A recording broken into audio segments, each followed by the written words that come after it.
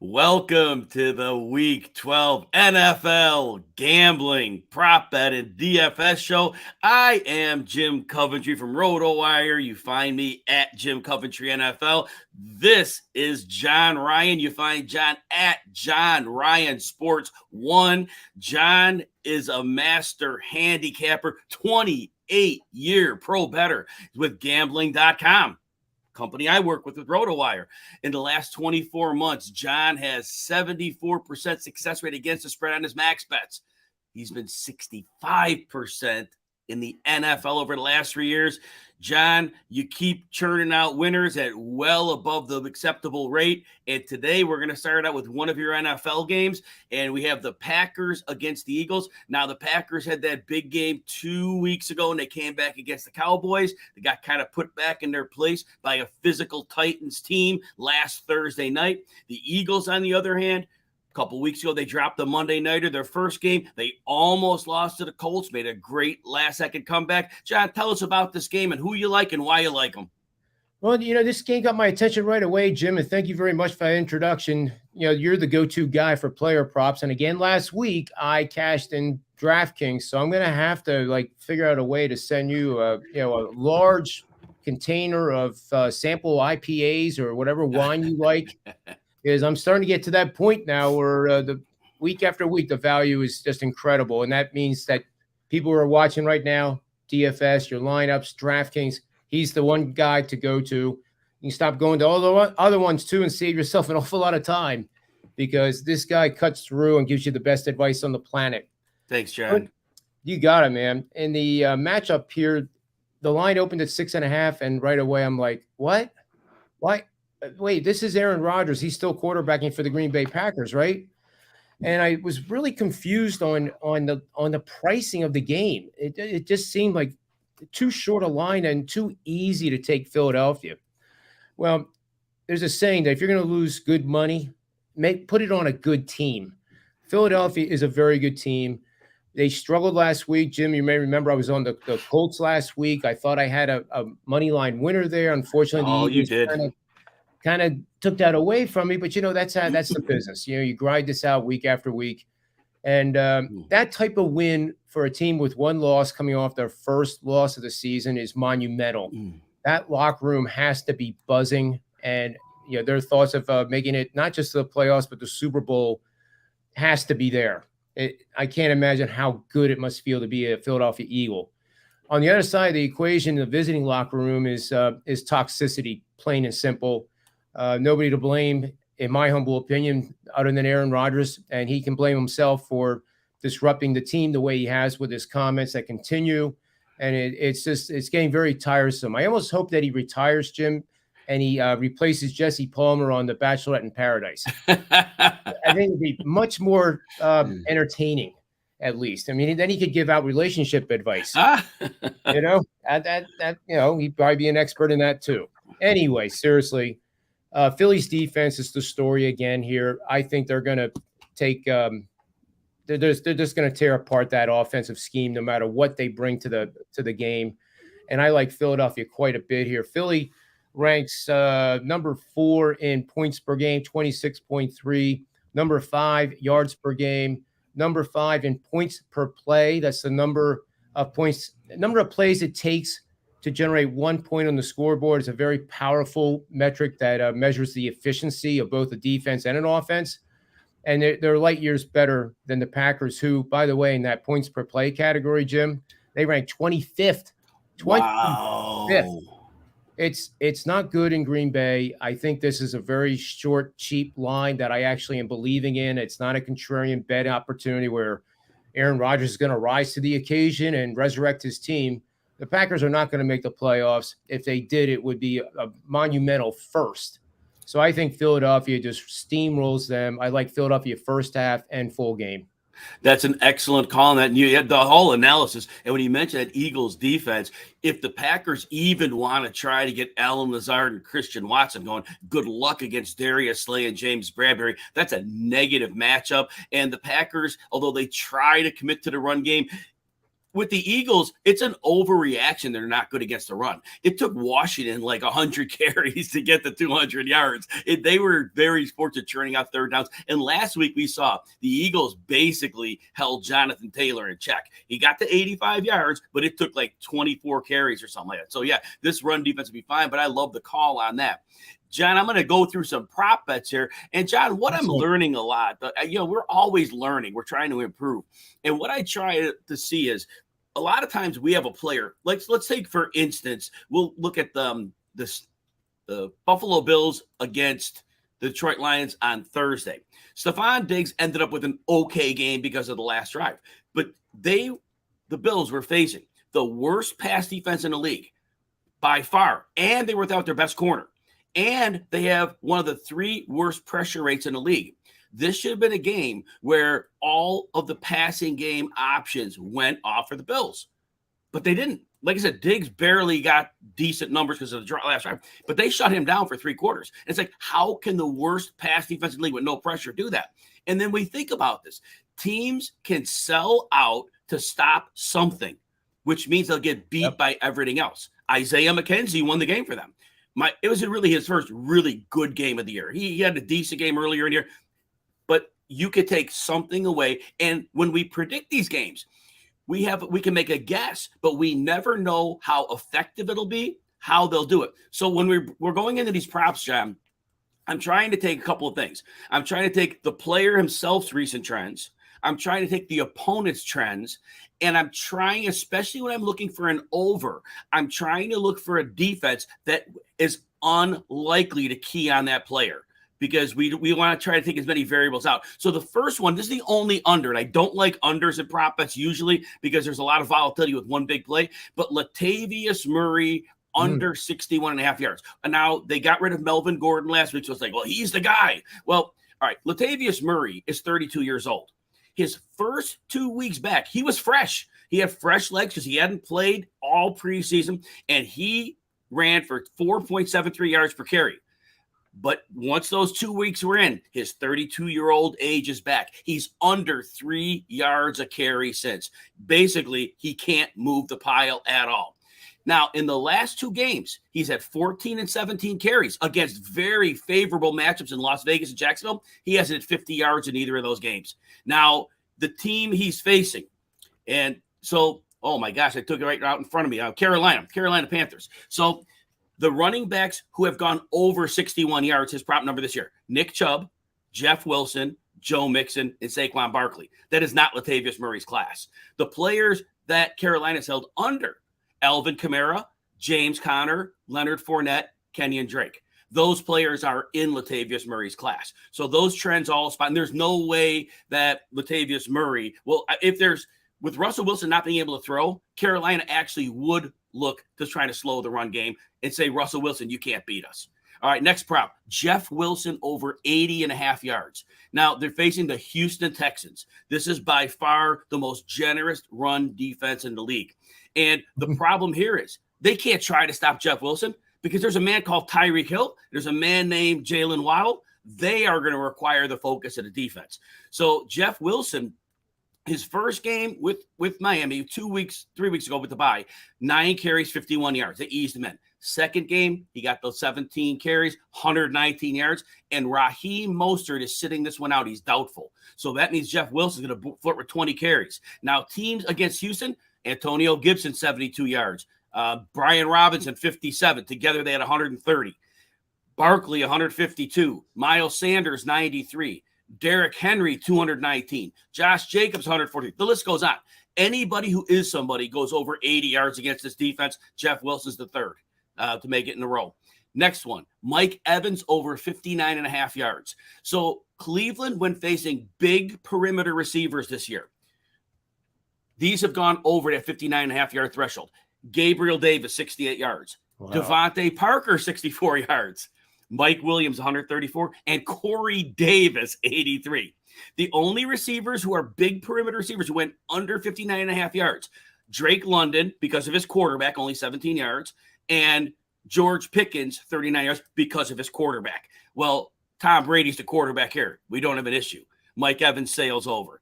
And Mike Evans also has been over that yardage total in 6 of his last 9 games. Last one, John. Christian McCaffrey, over 4.5 receptions. So the 49ers have had him for 3 games now. His targets, 8, 4, and 7. And those were his receptions, actually. He was 8, 4, and 7. His targets, 9, 6, and 7. Now, the Saints played McCaffrey when McCaffrey was a Panther earlier this year, and he only had 2 catches, but he had 25 carries. He was used as a runner in that game. But in McCaffrey's recent history against this team, and he played him twice a year, these were his reception totals in any game he played more than 10 snaps. 5, 9, 7, 8, 9, and 5. He always goes over 4.5. And Saints are without Pete Werner, their coverage tight end. And they should get their 2 edge rushers back, Marcus Davenport and Cam Jordan. And that we saw how the 49ers use McCaffrey. They use him as an outlet. Anytime Garoppolo's in trouble, it's McCaffrey. So he's sailing over the 4.5 catch. He'll get 5 to 7 catches in this game. All right, John, those are my props. I want to hear next. And by the way, if you guys are watching on YouTube, please smash the like and subscribe button. We'd appreciate that greatly. And at the end, John's going to tell you how you can get a premium college football pick, but you got to wait till the end to hear that one. And I'll also tell you how to get free access to RotoWire. John, your next game you're going to cover. The Chicago Bears travel to the New York Jets. The Jets have a championship-level defense. They held the Patriots to 3 points last week. Not that the Patriots are a gangbusters offense, but they're good enough. 3 points. And the Jets this week, finally they realize the quarterback is our problem. They benched Zach Wilson, and they are going to bring in Mike White. And Mike White started out hot last year. Then he became check down Charlie. But the Bears are without their starting safety, Jaquan Brisker. They're without their starting cornerback, Kyler Gordon. And they have the worst pass rush in the league. Tell us who you liked in this game and why. Well, there's no doubt it's the Jets. And I think it was a great decision to bench Zach Wilson. They had to do it. But the opportunity here for Mike White, as you said, going up against this Chicago Bears secondary, which is porous at best, is an awesome way to start a season for him. There won't be any pressure on him. The pocket will be well contained. He doesn't have to do anything more. But the one play I think you're going to see them bring out of and dust it off, because they haven't been able to use it with Zach Wilson, is these vertical crossing routes. And that's where the Bears safeties, they're when they play cover 2, are very vulnerable. And what you'll look for in the game is you'll get the 3 wide receivers to right or left. And what happens there is a little crisscross there after the pre-snap within that 5-yard zone. And then one of the receivers is running a vertical route, apparently down the sidelines. However, after about 25 yards, breaks it off, heads for the pylon in the left side of the end zone. And then the quarterback's job is just to loft it up in the air and have his talented wide receivers run under the ball. And I do think you're going to see them stretch this defense as much as possible, because why else would they do that, Jim? That's going to open up the running game for them. Mike White will then have play action pass to his disposal. And I get all kinds of crazy excited here, thinking that, this could be the dawning of a new quarterback for the Jets that actually can lead and get the job done. Zach Wilson certainly gave his best, but when you gain 44 yards passing, you and I think could have thrown for 44 maybe, it might be a stretch. But, that game last week, I'll mention quickly, Mac Jones was 23 for 27. And of course, Zach Wilson said it was the wind.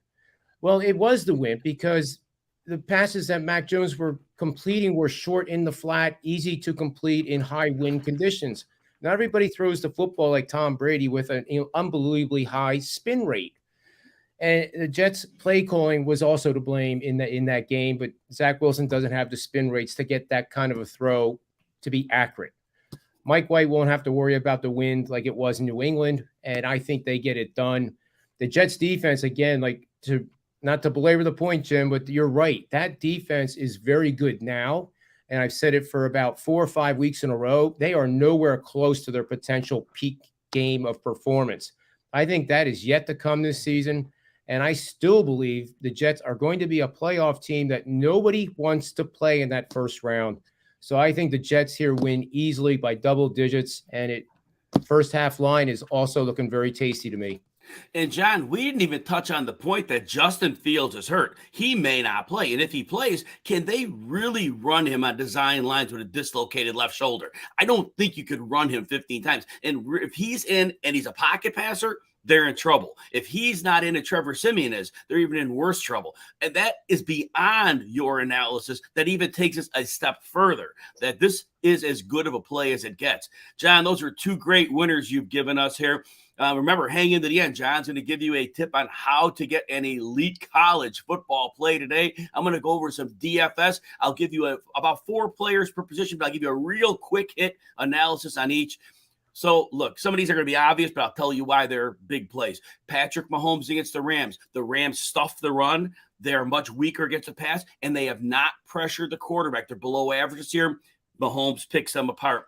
Justin Herbert at Arizona. Arizona, below average pressure rate. Their top corner, Byron Murphy, is out. They have a short week after playing at excessive altitude, and they are probably going to be drained from that game a bit too. Crazy play of the week, Taylor Heineke, 5,300 versus Atlanta. Here's why. Atlanta, they're solid against the run. They get next to no pressure on quarterbacks, and Atlanta knows that Ron Rivera wants to run the ball. They are going to stack the box. They're going to dare Heineke to beat them, but Heineke does one thing right. He throws the ball to Terry McLaurin a lot. That's going to be your sneaky stack of the week. Now, the last one, a little bit more expensive. You want to save money, but you don't want to go bottom barrel. Geno Smith, 6,000 against the Raiders. The Raiders, again, below average pressure. In the coverage, their cornerbacks, bottom 10. And Vegas is decent against the run, so you need to throw a little more. Few running backs. These are all going to be cheaper options this week. James Conner, 6,600 against the Chargers. The Chargers are a terrible run defense. The last 2 weeks, Conner is getting heavy volume as a runner and a receiver. He scored 3 touchdowns in the last 2 weeks. Not the guy he was last year, but this is a very good spot for him. Jeff Wilson, we mentioned him in the prop bets. He's only 5,900. That's your free square of the week. Michael Carter, John talked about the Jets. Not only are the Bears a bad passing defense, but John talked about how that passing game is going to open up the run game. The Bears are a bottom 3 run defense. And when they want to throw screens, Carter's an excellent screen receiver, and Carter's only 5,400. Yes, he shares some time, but again, discounted rate with some upside. Last one, Rachaad White. Leonard Fournette's doubtful to play. White's 5,100. Cleveland allows the most fantasy points per game to running backs. Leonard Fournette, like we said, probably not playing. And there is no way Cleveland stacking the box to stop Rachaad White. They're going to worry about Tom Brady. All right, few receivers. T. Higgins at Tennessee, 6,900 DraftKings prices. Now, Jamar Chase expected back. He's getting the attention. Tennessee gives up the second most fantasy points to receivers, and they stuff the run. And there's no Joe Mixon. T. Higgins should see 12 targets here. We talked about Mike Evans in the prop bets. No need to go over that again. I didn't mention on the prop bets, though, cornerback Greg Newsome is out for Cleveland. That's a bigger boost than Mike Evans. Terry McLaurin, we talked about Heineke, so the same reason. And again, we have a couple 100-yard games in the last 5 for McLaurin. Atlanta gives up the third most fantasy points to receivers. Cheaper, same game, contrarian stack. Drake London's been awful. He hasn't gotten 40 yards since week 3. Kyle Pitts is out for probably the season, out for a long time. Pitts was getting 7 to 9 targets a game. London is the only other physical receiver they have. Half of those targets have to go to London. Washington's a great run defense, bad against the pass. If this game shoots out and Heineke and McLaurin hit, it's going to be London as the run back. And then a couple tight ends. Mark Andrews, I know, chalk play, but 6,500. He only had 8 targets last week. People are still a little worried about the injury. And Jacksonville's given up 70 yards or more to 3 different tight ends this week 4. And let's do 2 more. David Njoku. We said last week he'd be limited in his snaps in his return from injury. And he was. 25 snaps is all he played. But in his last 5 full games, 58 to 89 yards in Tampa's bottom 10 against tight ends. Last one, you want to go cheap. Foster Moreau of the Raiders. Now, he's averaged 5 targets over his last 5 games. He's been targeted inside the 10-yard line in the last 2 games, and Seattle gives up the most fantasy points to tight ends. John, we have an important announcement. How can people get your big college play that you have for today?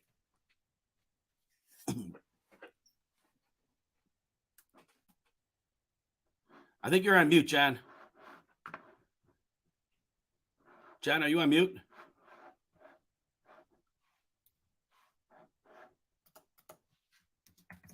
Let's see, everybody. I think John's on mute here. Let me see if I can unmute him. Is that better? Yeah, we can hear you now, John. Go right ahead. So how do people get your big bet today? Well, it's a game of the year, and it's only done once a year. I don't get into the hype and the crap associated with that. It's based on results. These plays are called 5% max 10-unit bets, and that is exactly what it means. It's max. They've hit 73% over the last 5 years, about the same number the last 2 years, and we have one going tonight. Now, last week's was the Detroit Lions plus 4.5. They won by 13 outright over the Giants, and I expect a similar result with this one tonight.